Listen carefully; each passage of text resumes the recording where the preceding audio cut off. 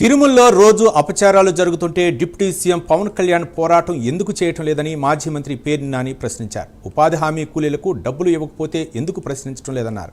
కనీసం తన సొంత శాఖలో ఏం జరుగుతుందో కూడా పవన్ కళ్యాణ్కి తెలియదని పేర్ని నాని ఎద్దేవా చేశారు.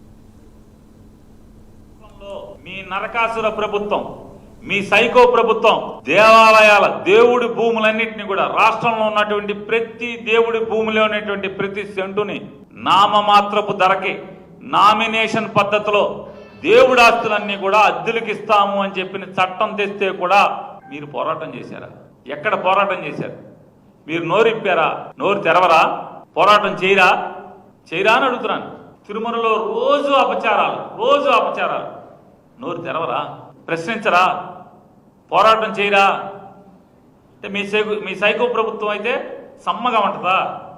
రోజు ఉపాధి హామీ కూలీలు రోజు పొట్ట చేత్తో పట్టుకుని ఆకలితో పనిలోకి వెళ్తున్నారు. వాళ్ళకి డబ్బులు వేయించవా? పోరాటం చేయవా? ప్రశ్నించవా? గ్రామాల పండగ, ఏదో పండగ అని చెప్పావు కదా, ఏం పండగ అండి అది?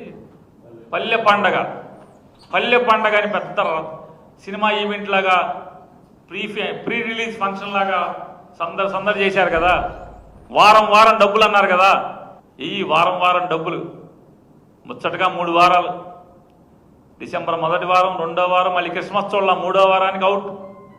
ఇవాళ దాకా మీ పల్లె పండగ పేమెంట్లు ఉన్నాయా?